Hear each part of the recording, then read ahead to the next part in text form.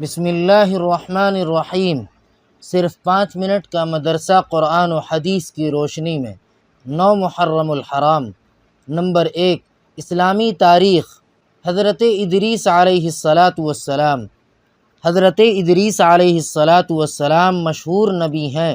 وہ حضرت آدم علیہ السلام کی وفات سے تقریباً 100 سال بعد اور حضرت نوح علیہ السلام سے 1000 سال پہلے شہر بابل میں پیدا ہوئے۔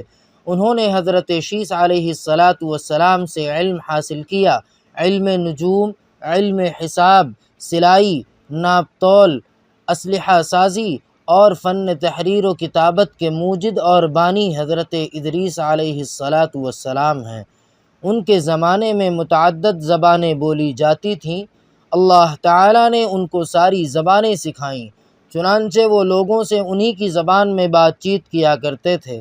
قرآن پاک میں ان کا اس طرح ذکر کیا گیا ہے کہ وہ بڑے سچے اور صبر کرنے والے نبی تھے۔ ان کو قرب خداوندی کا اونچا مرتبہ عطا کیا گیا تھا۔ مورخین نے آپ کے اخلاق کا تذکرہ اس طرح کیا ہے کہ گفتگو میں سنجیدہ، خاموش طبیعت تھے، چلتے وقت زمین پر نگاہ رکھتے اور بات کرتے وقت شہادت کی انگلی سے بار بار اشارہ فرماتے تھے۔ پوری زندگی دعوت و تبلیغ میں گزار دی۔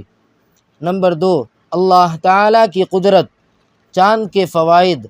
اللہ تعالیٰ نے ہمارے فائدے کے لیے چاند بنایا۔ وہ ہمیں ٹھنڈی ٹھنڈی روشنی دیتا ہے، جس سے پیڑ پودے، پھل پھول اور دانوں میں رس پیدا ہوتا ہے۔ اللہ تعالیٰ نے اس کی گردش کے لیے منزلیں مقرر کر رکھی ہیں۔ وہ ہر روز ایک منزل طے کرتا ہے اور آخر میں گھٹتے گھٹتے کھجور کی پرانی شاخ کی طرح رہ جاتا ہے۔ جہاں چاند کی روشنی اور اس کی گردش سے بے شمار دنیاوی فائدے حاصل ہوتے ہیں، وہیں اس کے ذریعے عبادت اور حج وغیرہ کے اوقات بھی معلوم ہو جاتے ہیں۔ غرض چاند کا روشنی پھیلانا اور اس کا گھٹتے بڑھتے رہنا قدرت خداوندی کی زبردست نشانی ہے۔ نمبر 3، ایک فرض کے بارے میں۔ 5 نمازیں ادا کرنے پر بشارت۔ رسول اللہ صلی اللہ علیہ وسلم نے فرمایا، اللہ تعالیٰ فرماتا ہے، میں نے آپ کی امت پر 5 نمازیں فرض کی ہیں اور اس بات کا عہد کر لیا ہے کہ جو شخص ان 5 نمازوں کو وقت پر پابندی سے ادا کرے گا تو میں اس کو جنت میں داخل کر دوں گا، اور جو اسے پابندی سے ادا نہیں کرے گا تو اس کے لیے میرے پاس کوئی عہد نہیں۔ نمبر 4، ایک سنت کے بارے میں۔ گردن کا مسح کرنا۔ حضرت طلحہ اپنے دادا سے روایت کرتے ہیں کہ وہ بیان کرتے تھے کہ انہوں نے رسول اللہ صلی اللہ علیہ وسلم کو وضو کرتے ہوئے دیکھا کہ آپ صلی اللہ علیہ وسلم نے سر کا مسح کیا اور پھر دونوں ہاتھوں کو مسح کرتے ہوئے گدی پر پھیرا۔ نمبر 5، ایک اہم عمل کی فضیلت۔ ماہ محرم میں روزے کا ثواب۔ رسول اللہ صلی اللہ علیہ وسلم نے فرمایا، جس نے ماہ محرم میں 1 دن کا روزہ رکھا تو اس کو ہر روزے کے بدلے 30 دن کے روزے کا ثواب ملے گا۔ نمبر 6، ایک گناہ کے بارے میں۔ شراب پینا۔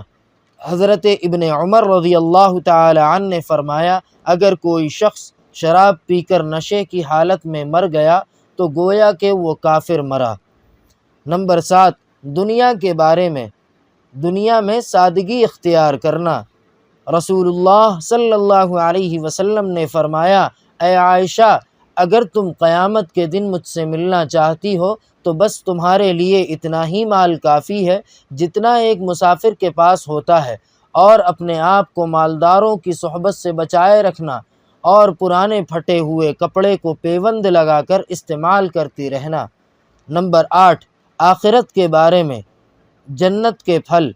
قرآن پاک میں اللہ تعالیٰ فرماتا ہے، جنت میں لوگوں کی یہ حالت ہوگی کہ ان پر جنت کے درختوں کے سائے جھکے ہوئے ہوں گے اور جنت کے پھل ان کے اختیار میں دے دیے جائیں گے، یعنی جہاں سے جو پھل چاہیں گے کھائیں گے۔